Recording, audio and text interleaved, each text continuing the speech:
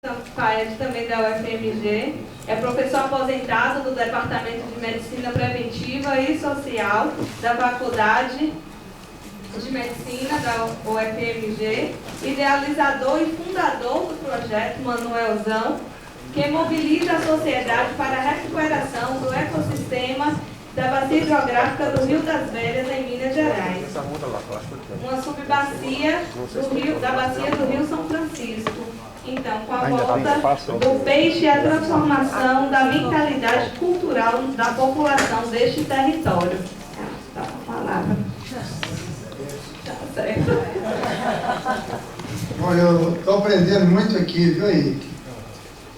Hoje de manhã também, porque a gente vem, cada um vem com a intenção, né? A gente tem as experiências da gente e atualmente eu estou mais bravo do que eu era antes.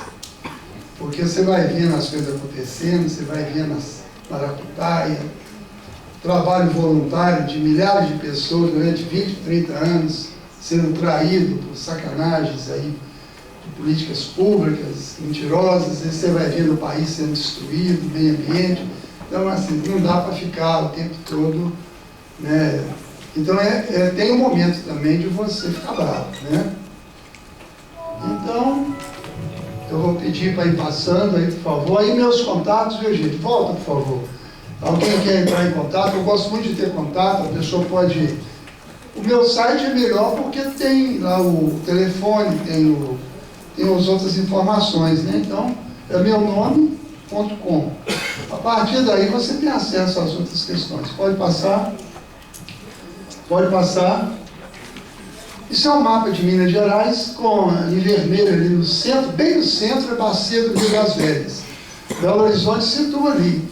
Foi aí que a gente começou a pensar um projeto ambiental. A bacia do Rio das Velhas é onde descobriram ouro, diamante, e está ligado com diamantina, está ligado com ouro preto, caeté. É onde houve Minas Gerais começou no final de 1690 e poucos, né? Que começou a colonização portuguesa lá. Só para dar uma ideia, essa parte amarela lá, é toda ela bacia de São Francisco. Esse troço aqui, olha lá, tá vendo? Bacia de São Francisco, essa parte amarela toda. Então, uns 40% do território de Minas é bacia de São Francisco. E a gente queria fazer um projeto em Belo Horizonte para o UFMG se comprometer. Mas o projeto Manuelzão não começou com um projeto de meio ambiente, começou com um projeto político. Eu tive exilado, eu fui fazer medicina, eu sempre fiz coisa errada. Eu achava que fazer medicina eu ia ajudar os pobres a curar as doenças. Depois eu vi que a medicina não dá saúde, que dá saúde é qualidade de vida. E aí eu fiquei vendo que os pobres estavam alijados de tudo. Aí eu fui para a luta política, exilado, fui preso, tudo isso aí, ajudei a fundar o PT, depois eu fui vendo que as coisas estavam desandando. Eu sempre bem intencionado, isso aí vocês podem ter certeza. Aí eu fui me afastando, eu saí do PT tem 28 anos. Aí eu nunca mais entrei em partido nenhum.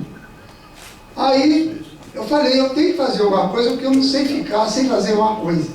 Mas eu não vou ficar com bandeirinha mais não, nem bater panela. Eu vou ser eu do jeito mais tranquilo.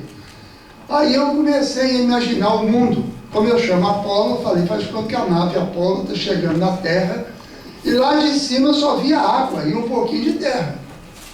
Não via fronteira, não via país, eu imaginei um município grande, com bicho, com gente é bicho, né? Com água, com tudo.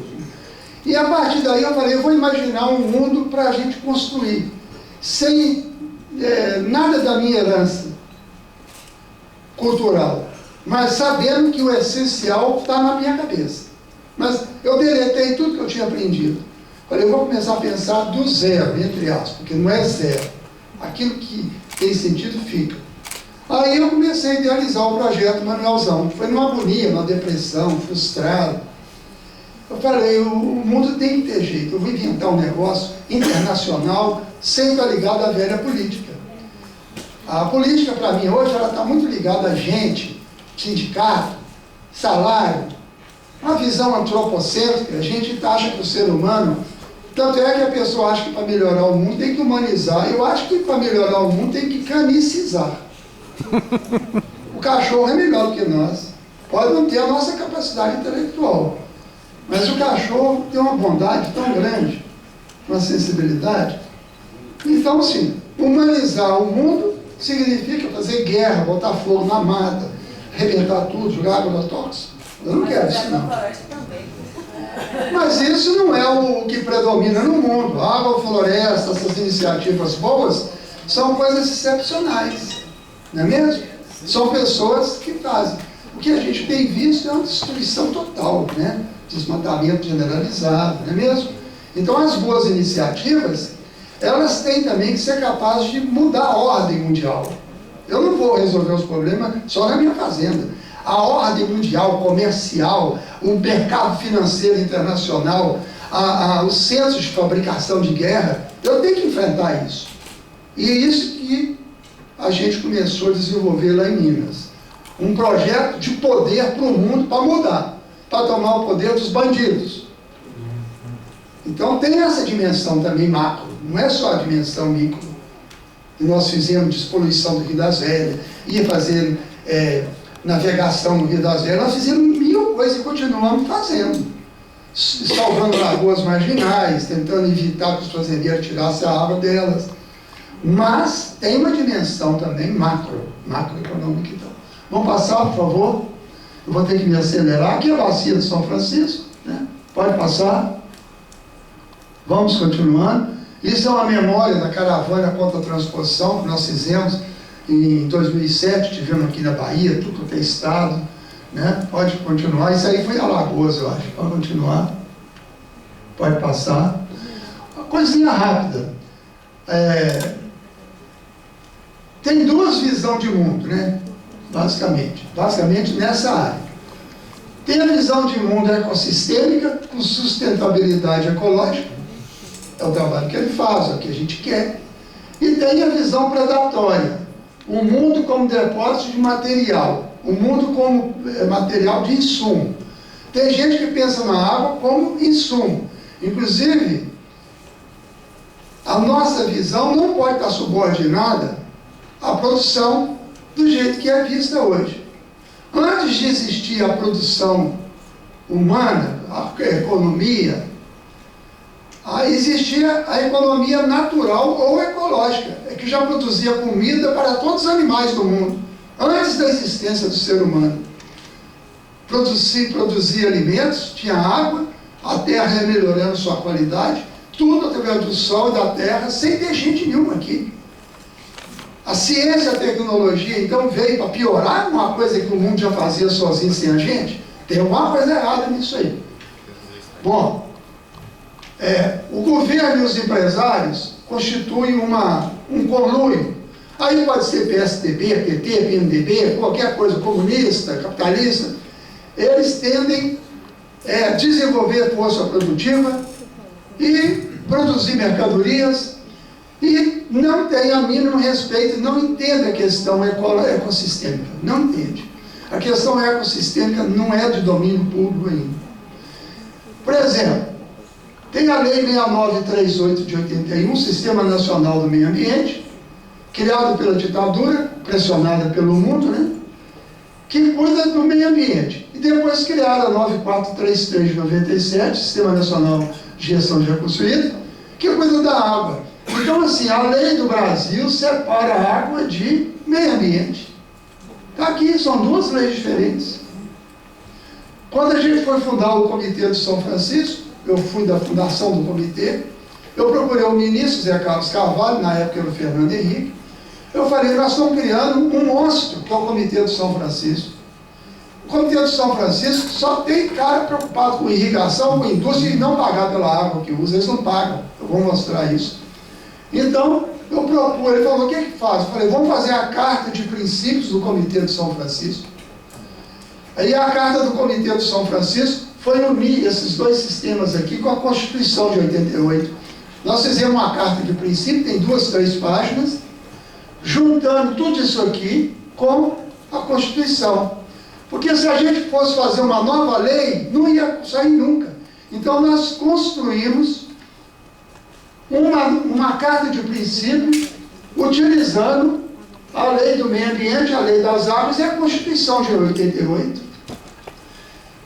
Essa carta foi aprovada na fundação do comitê, lá em Brasília, na agência da ANA. Está na ata do comitê, e você não encontra essa ata nem na ANA, nem no site do Comitê de São Francisco. Eles sumiram com a declaração de princípio, que era para nortear a atuação do Comitê de São Francisco. E o Comitê de São Francisco hoje está na mão da Federação da Indústria de Minas Gerais. Eles não pagam pela água, eles criaram o Conselho de Administração. O presidente do Conselho de Administração, AGB, Peixe Vivo. Peixe Vivo roubaram o nome do projeto Manelzão. É dirigido pelo ex-diretor de meio ambiente da Samarco e da MMX do Lago Batista. Ele dirige o Conselho de Administração do Comitê de São Francisco. Eu estava lá, eu pedi para sair porque eu não estava aguentando. Tem coisa que você não consegue mudar de dentro. Tem coisa que não dá, senão eu estava protestante até hoje, minha família é evangélica, então tem hora que tem que sair mesmo. Não estava no PT até hoje, de certo. Não estou dizendo que eu estou cuspindo no prato que eu comi. Tudo que eu aprendi na religião, né, na Bíblia, tudo que eu aprendi no PT, na guerrilha, no exílio, foi muito bom para mim. Eu não renego, eu aprendi. Agora também não sou otário de ficar a vida inteira num lugar que eu sei que não dá mais nada. Né? Então acontece o seguinte: cadê a carta de princípio de São Francisco que está sendo escondida? Porque ela construía a visão ecossistêmica de gestão de bacia hidrográfica. Nós temos que descobrir. Eu tenho ela escondida, mas eu quero ver ela no diário oficial. Eu quero que a ANA e o Comitê de São Francisco me apresentem essa carta de princípios. Se for o caso, eu vou acionar o Ministério Público Federal e advogado para isso vir à tona, porque isso aí é uma sacanagem. Bom, olha o que eu descobri também. Antes da Lei das Águas, tinha a Lei Agrícola. Lei 8.171, olha para você ver, 171. De 1991. Olha o que fala lá. A bacia hidrográfica constitui-se a unidade básica de planejamento do uso, conservação e recuperação do recurso natural. Então, na discussão do Código Florestal, eu não vi essa discussão aqui não. Por que nós não pegamos esse polo aqui? Ficou um maniqueísmo ambientalista contra o agronegócio, de forma burra. Podia ter feito uma discussão muito mais interessante, e foi no governo da Dilma, com a presidente da Confederação Nacional da Agricultura, a Cátia Abreu, ficou amiga da Dilma. O Zé Alencar ficou amigo do Lula. Depois eu descobri, era amizade por causa do BNDES, que financiava tudo deles, tudo saindo do vermelho. Dinheiro nosso. Amizade é assim, é umas amizades estranhas. Eu que era amigo deles, convivi intimamente com esse povo todo, eles nunca ficaram amigos, eles não ficaram amigos meu mais não. Eu não fiz nada contra. Que amizade é essa, né? Amizade esquisita. Vamos passar, por favor. Semear água, né? É o tema desse. Aqui, ó, é para você, Gabriela. Cravo e canela. Os maiores desafios desse século estão relacionados com a capacidade de suporte da riqueza ambiental às atividades produtivas e desenvolvimento econômico. Tem que tomar cuidado com isso. E isso é o que eles querem que a gente faça, colocar a gente a serviço do sistema econômico predatório. Não, nosso objetivo maior não é esse aqui não. Nosso objetivo maior é ecologizar a economia, mudar o caráter da economia. O ser humano não pode piorar a situação que existia antes dele existir, que a natureza já fazia sozinha. Então, para que o ser humano estuda, tem ciência e tecnologia? Para piorar o mundo? Então, esse tem que ser rediscutido. Nesse sentido, diversos estudos, instrumentos, resoluções, trazem direcionamento a qual a sociedade urbana deve se comportar para avançar. Olha, eu desconfio muito da ONU, a Organização das Nações Unidas. Eles mandam bombardear o Afeganistão, o Iraque, a Líbia, e eles são impotentes diante dos crimes dos americanos no mundo. A ONU é financiada pelos Estados Unidos e tem o poder de veto. Então, eu desconfio de tudo que vem da ONU. De tudo. Até na área da saúde, da Organização Mundial de Saúde, falo como médico, mas não posso entrar nisso aqui agora que não dá tempo. Pode passar. Bom, fundamento da visão ecossistêmica. Ó, transdisciplinaridade. A transdisciplinaridade é você não ficar amarrado só a uma disciplina. Você tem que ter uma visão sistêmica, macrosistêmica. Eu recomendo muito um livro que chama Manifesto da Transdisciplinaridade, de Basarab Nicolescu. Basarab Nicolescu. Manifesto da Transdisciplinaridade. E depois que você lê esse livro de 100 páginas, é um manifesto, bom de ler, você começa a estudar o método de Edgar Morin. É um livro grosso, aí você tem que ler do início ao fim, estudar. Aí a gente supera um monte de dificuldade teórica que a gente tem para entender o mundo de outra maneira. Olha, então são princípios disso aqui. A água dos rios são informações que fluem. O espelho d'água mostra a nossa cara. O rio traz notícia de tudo que está acontecendo no mundo.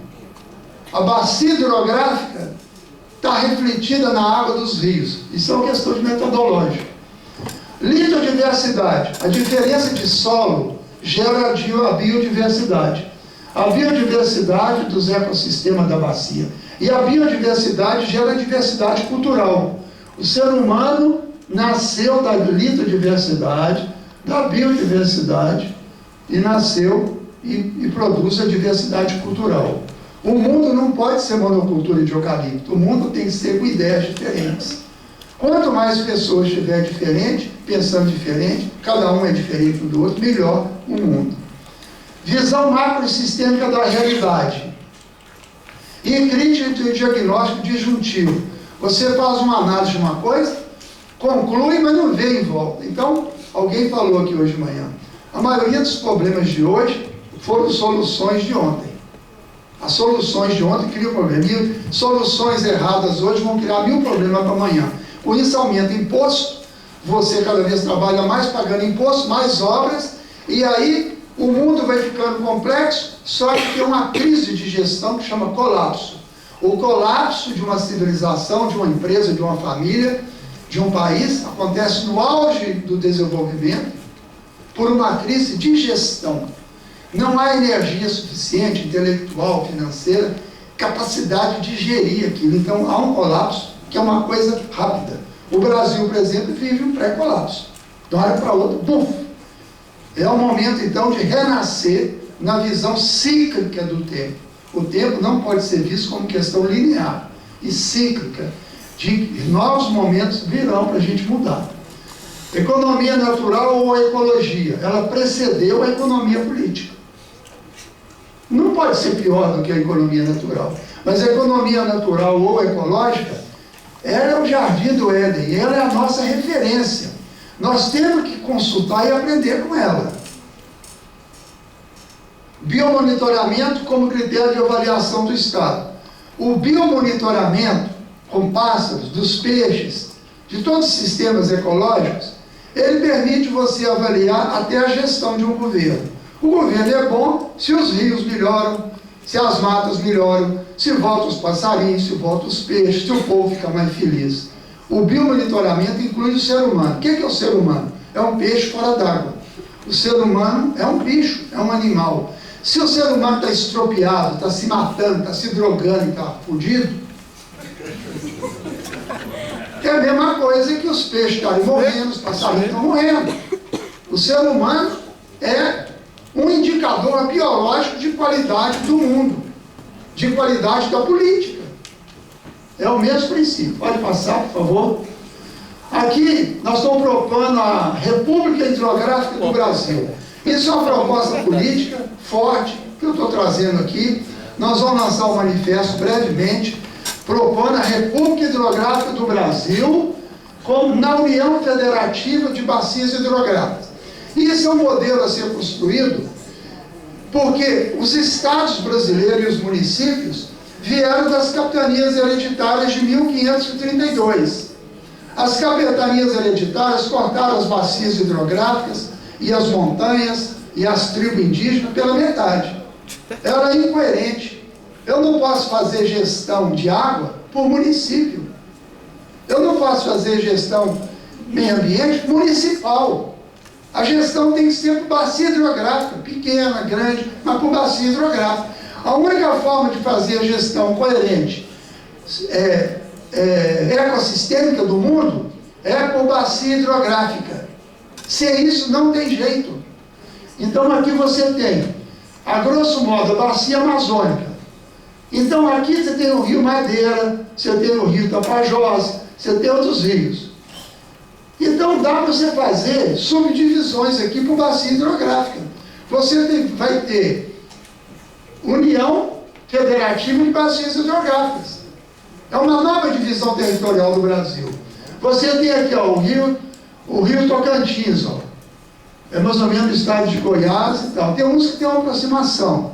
Você tem aqui o rio São Francisco, ó. Aqui seria uma região. Você poderia ter subdivisões aqui. Tem o rio das Velhas, que está aqui. Você tem o rio Jequitinhonha. Então você tem que mudar o mapa, a visão política administrativa, e isso num processo aí de 10, 20, 30 anos. Você tem que contribuir, ir criando regionais. Muitas vezes as regionais vão ser com mais de um estado. Você não tem como fazer gestão, a não ser com bacia hidrográfica. Porque a água da chuva lava tudo. E ela faz com que a água sejam informações que fluem. E o espelho d'água mostra a nossa cara, o tipo de agronomia, de agricultura, o uso de veneno. Então nós temos que ter coragem de propor. Nós vamos lançar um manifesto brevemente, porque nessa crise política brasileira, os ambientalistas não têm opinião própria, não conta. Os ambientalistas ou são linha auxiliar do PSDB, ou do PT, ou do MDB, o PV está vendido. Então nós estamos vivendo uma situação em que os ambientalistas que estão propondo um outro mundo não têm capacidade política de se organizar e trazer uma proposta ao país. Vamos passar, por favor? Ó, Carta de Morrinhos. O projeto Manuelzão começou na bacia do Rio das Velhas. Tivemos uma repercussão enorme. Tivemos apoio de governo estadual. Mas depois começaram as pressões. Nós conseguimos melhorar o rio, o peixe começou a voltar ao rio. Nosso objetivo era a volta do peixe ao rio. Se o peixe volta, é que melhorou o tratamento de esgoto. Nós participamos da inauguração de 2 estações de tratamento em Belo Horizonte. Até 2001 era 0 tratamento de esgoto. Hoje trata 50% a 60% dos esgotos de Belo Horizonte, que é a maior cidade da bacia do São Francisco. Na bacia do Rio das Velhas mora 1/3 da população de toda a bacia do São Francisco. 1/3. Vocês têm uma ideia da importância que é essa bacia. Aí nós criamos agora no norte de Minas um movimento pelo São Francisco todo. Então, só para vocês guardar o nome, Carta de Morrinhos, no meu site tem essa carta, que é apoloeligelisboa.com. Eu não vou demorar mais, senão não vai dar tempo. Pode passar. Aqui é o sistema de lagoas marginais. Só vou dar esse exemplo da Carta de Morrinhos. Aqui é um rio, Tambacurizinho, Itacambira. Esse rio vem aqui, ó, e ele, antes de cair no São Francisco, tá vendo? Ele cai numa lagoa chamada Lagoa da Picada. Quando ele enche muito, ele enche essa lagoa, enche a comprida e vai aqui até sair no Rio São Francisco aqui embaixo. Só que tem que, quando ele enche muito a comprida tem um vertedor aqui. Aí a água entra, enche nessas lagoas, só que não recebe a água do São Francisco. 95% da Piracema ocorre entre 1º de dezembro e 31 de janeiro. Nessa época, o rio enchendo, ele leva levina, ele leva ovos de peixe para essas lagoas, e são milhões, bilhões. E no outro ano, daí 3 anos, quando encher de novo, o peixe grande pula para o rio e entra mais levina e ovos de peixe. As lagoas marginais são os criadores dos peixes. O que está acontecendo? Os fazendeiros aqui, tá vendo, pivô? Eles estão bombeando a água das lagoas para irrigar a melancia. Estão tirando a água do rio e o governo não faz nada. O comitê não faz nada. E nós estamos sabendo de tudo. Então o que acontece? Aqui são várias lagoas, tem 10, 15 quilômetros de lagoas aqui, uma emendada na outra, e tem mais por aí tudo. Só nessa região toda aqui tem umas 50. Aí a carta de Morrinhos foi na CEMIG e propôs o seguinte: quando a CEMIG for soltar água, ela vai ter uma poupança de água para mandar para Sobradinho, que é obrigada a mandar, ela vai segurando. Quando chegar na Piracema, que é dezembro, janeiro, na hora que a gente mandar dizer que a água está quase inundando as lagoas, como ano passado inundou, a gente manda uma mensagem, a CEMIG está articulando também, nós temos pescador, temos régua na beira das lagoas, eles têm que soltar água por 6 dias de antecedência. Quando coincidir a água da CEMIG, que ela tinha guardado, não é um problema para o sistema hidrelétrico nacional, eles estão de acordo já. Eu até fiz um projeto agora, talvez vai ser aprovado. A gente vai ter, então, encher o lagoa. Então vai ser o milagre da multiplicação dos peixes. Nós vamos salvar as lagoas marginais e encher o Rio São Francisco de peixe. E a CEMIG está achando que é válido, porque não vai ter gasto nenhum. É só ter uma manobra inteligente. Solta a água, quando estiver faltando um pouquinho só, porque Três Marias segura toda a água do Alto São Francisco. Mas tem muitos rios aqui embaixo, Rio das Velhas, Urucunha, Paracatu, entendeu? Então, quando esses rios têm uma cheia forte, chega a 5.500, 6.000 metros cúbicos por segundo, como foi em 2016, no início do ano, a gente avisa, eles soltam uma onda de água de Três Marias, coincide que chega na região e inunda todas as lagoas de norte de Minas e da Bahia. Vocês vão ver o milagre da multiplicação dos peixes. Então, nosso trabalho é um trabalho macro e um trabalho politizado. Nós não estamos em partido político, mas nós não somos ingênuos em achar que vamos conseguir muita coisa com esse pessoal controlando o mundo. Eles querem destruir tudo. Pode passar. Pode passar. Aqui uma lagoa marginal. Olha que beleza. Parece um rio. Tem 6, 7 quilômetros. Isso aqui, quando o Rio São Francisco inunda isso, pelo sangrador da lagoa lá de baixo, a água vem numa velocidade, numa pressão assim lateral e vai subir na lagoa. O peixe pega, vai contra a onda da lagoa e corre para dentro do rio. E a água que entra cheia de alevino e cheia de ovos de peixe. Milhões e milhões. Uma matrinchã, esses peixes, tem 400.000 ovos por postura. Se não fosse assim, o mundo já tinha acabado. Porque na economia humana, o princípio é a escassez. Não é, Baiano? Na economia natural, é a abundância. Vamos trabalhar melhor isso e dar uma tese de doutorado. Acho que eu vou fazer outro. Pode passar. Ó, aqui é a cheia. Está vendo? Quando chegou aqui perto de 6.000 metros cúbicos por segundo, foi início de 2016, inundou quase todas as lagoas. Umas 2, 3 lagoas ficou faltando 20 minutos, são as maiores, 20 centímetros, 30. Nós pusemos as réguas lá. E o meio ambiente não queria deixar a gente botar régua, não. Mas não tira a bomba dos fazendeiros, entendeu? Então nós sabemos, aí que nós propusemos a CEMIG, faltou só 20 centímetros, por que vocês não podiam ter soltado a água?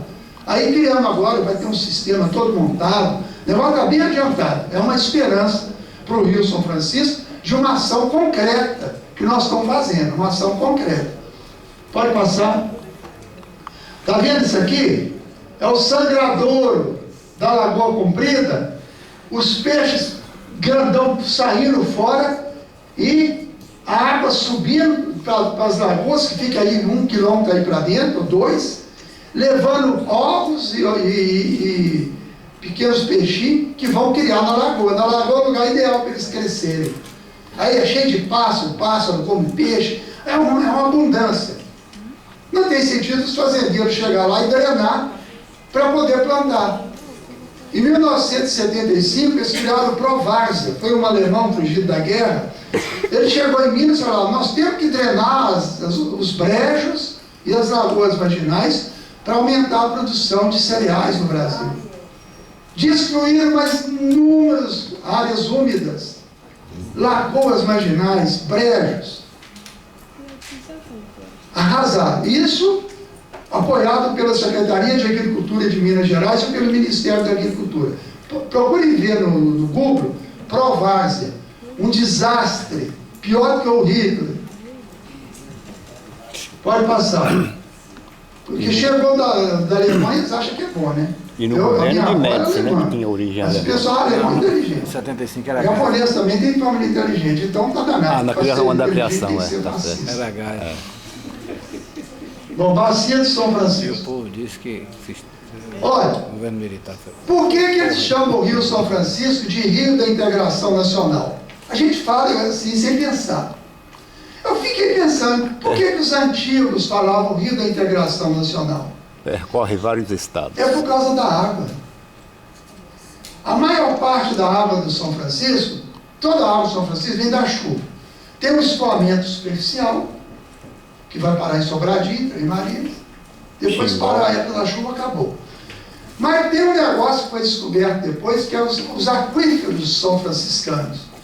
O maior deles é o Urucu e o Bambuí, que vem lá de Goiás, Tocantins, vem do Grão-Mestre de Goiás, vem ali da região do oeste da Bahia, ali perto do Piauí. Essa água não está chegando mais no Rio São Francisco, porque está indo para a irrigação, uma grande irrigação do agronegócio. Tem poço profundo de 700 metros. Aí existe a irrigação, porque 47% da água que chegava em Sobradinho, na estiagem, vinha desses aquíferos, que estão abaixo de Três Marias. Então nós estamos diante de um problema. O crescimento exponencial do agronegócio, para exportar grão, gado e outras coisas também, depois tem gente que tem outras opiniões, mas é basicamente essas atividades de irrigação. Porque a diminuição da chuva houve, mas não foi para justificar que Sobradinho já está menos de 15%. Sobradinho vai entrar em volume morto, brevemente. Agosto. Pois é, então é uma crise danada. E lá tem transposição de São Francisco, que agora vai ter que mandar água. Tem o polo Nilo Coelho, de irrigação de frutas, que consome água demais, consome mais do que os grãos. Canal do Sertão. O Gedel, para fazer o jogo dele, ele era meio contra a transposição. Ele apoiou, porque o Lula mandou. Ele autorizou tudo até canal. O Canal do Sertão, o canal ali perto de Juazeiro, esqueci o nome. Canal, não é Sal, não. O nome Salou. Salitre. Canal do Salitre, canal não sei de quê. O Rio São Francisco hoje está abastecendo os afluentes. Não é os afluentes que abastecem o São Francisco. Eles secaram os afluentes, agora o São Francisco manda água para os afluentes pelos canais. E essa disputa pela água criou canal em Alagoas, Sergipe, Pernambuco, Minas, Bahia. Então, está indo mais água para esses canais do que está indo para a transposição. Ainda tem que abastecer Aracaju e tem que ter a navegação no Baixo São Francisco e trazer água para Salvador. O Canal do Sertão é para isso. Produção de energia elétrica. Então você imagina o problemão que nós vamos ter. O projeto de transposição, ele nasceu de uma ideia, mas não de um diagnóstico. Se você pensar bem, agora estão querendo trazer água lá de Tocantins para o São Francisco. Eu fiz as contas. A água do Tocantins que vai chegar no São Francisco é o que evapora no Lago do Sobradinho em um segundo. Uma obra de mais de 2 bilhões de dólares, ou de reais, não sei, falando ali. Bom, então é o seguinte. Pode passar. Aqui, bobagem, São Francisco, né? Aqui, ó. Aqui é Três Marias. Aqui é Sobradinho, então. Pode continuar. Sobradinho era o bico de cima. Olha um negócio interessante. O Comitê de São Francisco... Paulo Afonso, não, Três Marias é a montante. Não, volta lá, volta por favor. Ó, aqui é Sobradinho, aqui é Paulo Afonso. Tá bom? Paulo Afonso, Xingó, aquela turma toda. Taparica. Taparica, tá tudo aqui. Aqui é Sobradinho e aqui é Três Marias. Pode passar. Ó, tudo que entra no Comitê de São Francisco, 56% quem paga é a transposição. Como o Comitê de São Francisco ela conta a transposição, como é que aconteceu que antes de ter transposição, isso já tem vários anos, tem mais de 6 anos, 7 ou 10, quem paga 56% do orçamento do Comitê de São Francisco é a transposição. Como é que você explica isso? Não está funcionando a transposição e o comitê era contra. Por que o comitê agora não fala mais nada contra a transposição? Olha aqui a explicação, 56% do orçamento. A outra parte do orçamento, o que é? Saneamento. O que é saneamento? Jogar cocô no rio e levar água tratada para dentro de casa. Então, o segundo grande contribuinte é abastecimento doméstico. Então dá aqui, ó, 50, 70, 80 e tantos por cento do dinheiro do comitê vem do consumidor doméstico e da transposição. Olha no agronegócio quanto paga. 2%. Olha aqui, 2 aqui, ó. É 6%. Mineração, 4%. Mineração não paga no mineroduto, que ele sabe que a água tem indo para o mar, que é natureza. A indústria paga. O agronegócio tem um desconto de 40%. O comitê decidiu o seguinte, tem 10 anos que ele não muda isso. O setor econômico paga 1 centavo por 1.000 litros d'água. Sendo que o agronegócio paga 1 centavo com um desconto de 1,40 avos. Quer dizer, divide 1 centavo por 40. É o que o agronegócio paga. Por isso que ele consome mais de 70% da água e paga 6%. Olha quem está sustentando tudo isso. É o povo e a transposição de São Francisco. Isso aqui está muito mal explicado. Pode continuar. E quando acabar a transposição? Olha, o Comitê de São Francisco, comparado com o Comitê do CEIVAP, do Paraíba do Sul, e o Comitê que leva a água de Minas e São Paulo. O Comitê de São Francisco é o que menos cobra pela água. Então é o seguinte, o pessoal não paga pela água que usa. Então, vamos falar, o setor econômico brigava para a gente pagar a água pelo valor econômico, senão a pessoa ia gastar água, não ia ter responsabilidade. Então, todo mundo está pagando a água, menos o agronegócio, menos a indústria. Eles deram golpe na gente. E o comitê não faz nada. Mais um? E o comitê não faz nada. Golpe no Brasil hoje está vindo de todo lado. Quem roubou o Brasil deu golpe. O Temer deu golpe. O golpe hoje é generalizado. Os empresários estão dando golpe da água. O povo brasileiro está completamente golpeado, abandonado. O povo brasileiro, se não unir e não tiver uma coisa independente, não muda nunca. Nós estamos precisando criar um caminho independente. Acabou o ciclo, agora é coisa nova.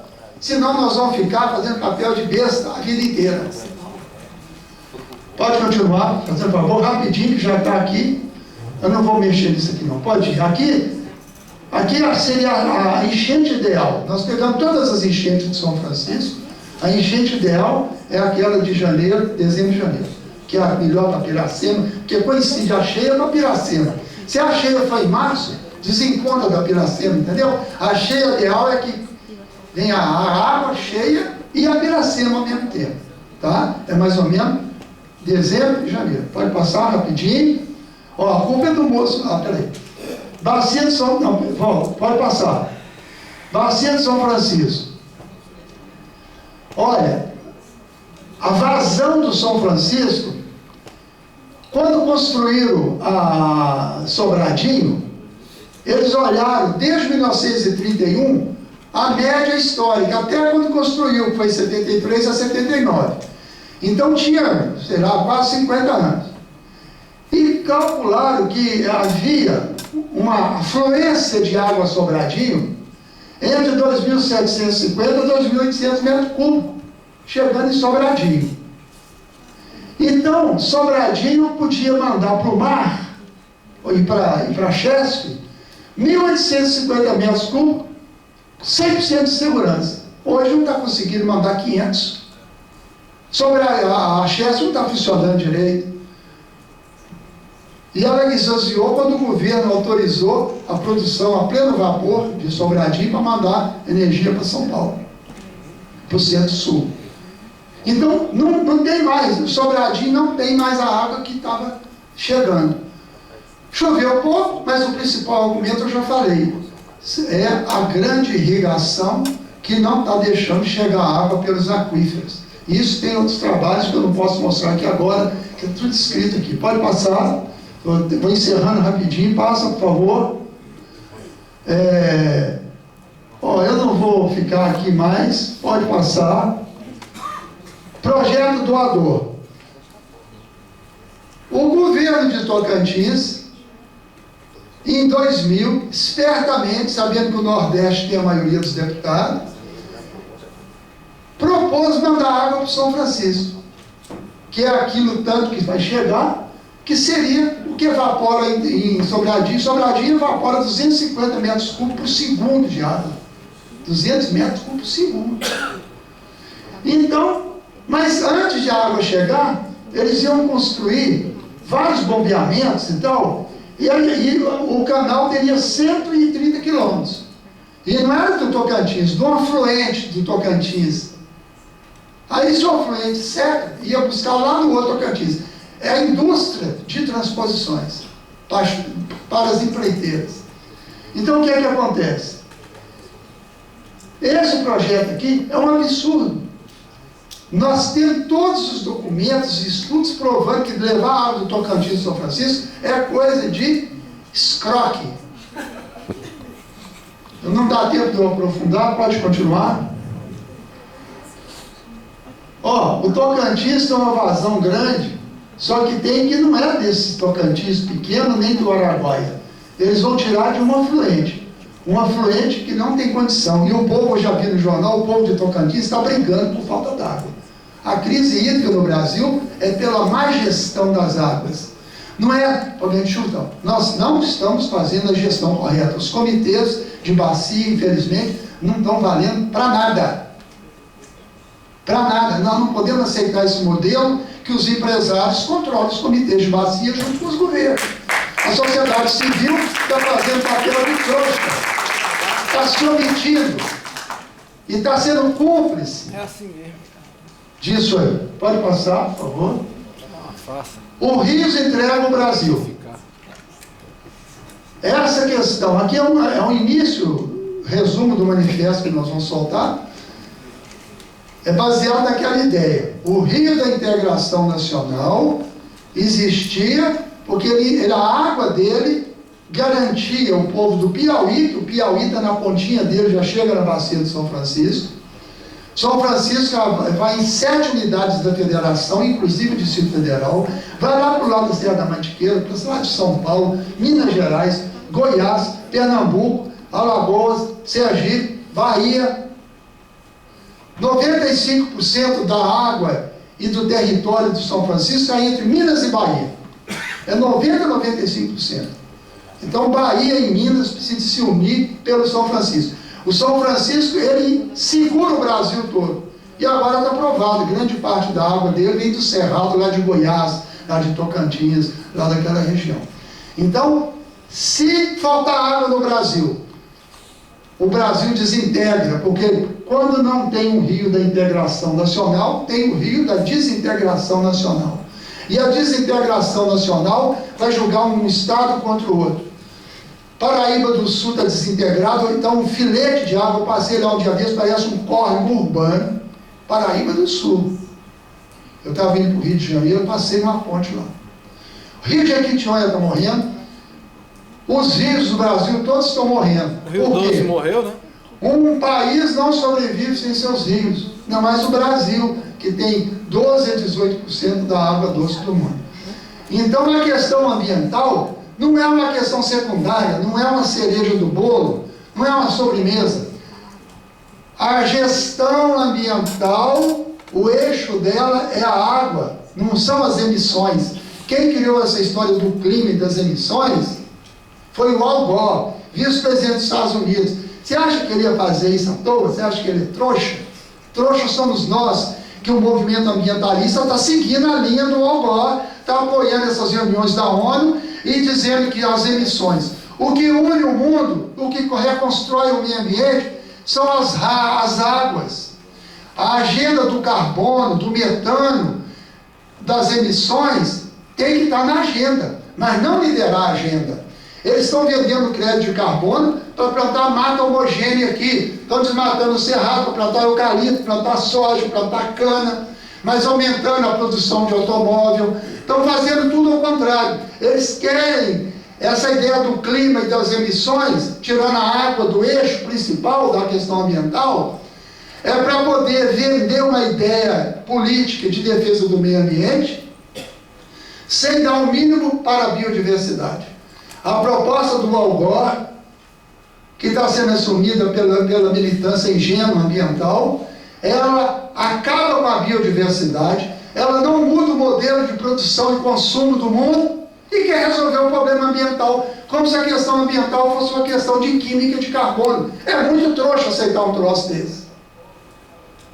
A questão ambiental é essencial, ela está no centro da questão econômica. Não dá mais para aceitar uma política econômica que não seja enquadrada pelos limites do meio ambiente. Temos que ecologizar a economia, priorizar a biodiversidade, defender os ecossistemas e romper politicamente com todos os movimentos políticos e partidos que estão fazendo demagogia usando o meio ambiente para ganhar voto. Nós temos, infelizmente, o PV afundou na corrupção, nós temos que criar um movimento articulado, aproveitando inclusive as eleições do ano que vem, se tiver, que pode ser antecipado ou não ter, para criar um movimento político com proposta de desenvolvimento econômico para o Brasil, cujo núcleo é a questão ecossistêmica. Nós temos que dar um grande salto agora à frente, a partir da questão ambiental. Acabou aquela época que meio ambiente era para ficar enganando e se vendendo para ocupar cargo de ministro da Saúde, e nós sabemos, pelo exemplo da Marina Silva, ela foi ministra do Lula há 8 anos, ela é contra a transposição, mudou, apoiou a transposição e fez tudo que o Lula queria. Só saiu no último ano porque o Lula escolheu a Dilma e ela queria ser candidata. As pessoas no Ministério do Meio Ambiente não mandam nada. Quem manda é a Presidência da República e a política econômica. Quem manda no Brasil é a Odebrecht. Não estou ofendendo ninguém aqui não, né? Quem manda lá no Brasil é a Andrade Gutierrez, lá de Minas Gerais. As grandes empresas, o Banco Itaú que manda no Brasil, isso não é democracia, coisa nenhuma. E a questão ambiental, ela é uma alternativa, a única alternativa para o mundo hoje, civilizatoriamente, é uma nova proposta de gestão do Brasil com coração ambiental, ecológico, ecossistêmico. Porque se trata de uma mudança da mentalidade. Essa que é a questão. Ok?